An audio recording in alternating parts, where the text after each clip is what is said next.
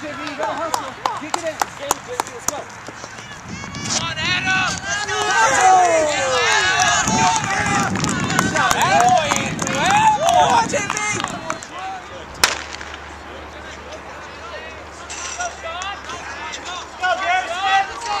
You had a tremendous wrestling season, 6th in the state, Division I. Transitioning from wrestling to track, just talk about that. Well, it was really hard for me last year. As a junior, I was cutting a lot of weight, not exactly the right way either, going to 140, and it sucked my muscles. It took all my explosiveness away for track. But near the end of the season, I started to get it back, and so I made it a point this wrestling season not to cut as much weight. I moved up a weight class to 145, and I kept a lot of my muscle, and even with the long wrestling season coming into track, it wasn't as arduous at all. I recovered, took a week off, recovered really fast, and my times have just been dropping. I've PR'd 3 times at the last 3 meets. Now you ran a PR today in the 300s. Kind of what's your approach to that race?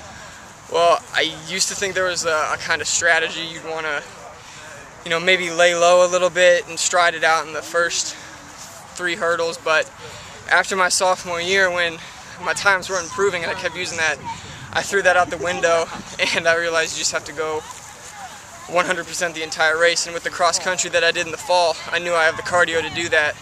And with the cross country wrestling, and now my track muscles, they're all combining, I can only see positive results from here on.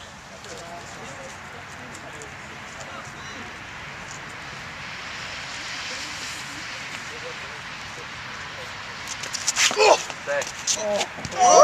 yeah! Yeah. Oh, yeah, Finn.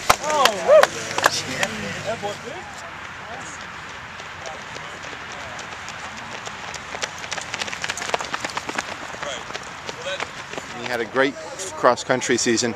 So transitioning from cross-country to track, what did you do during the winter?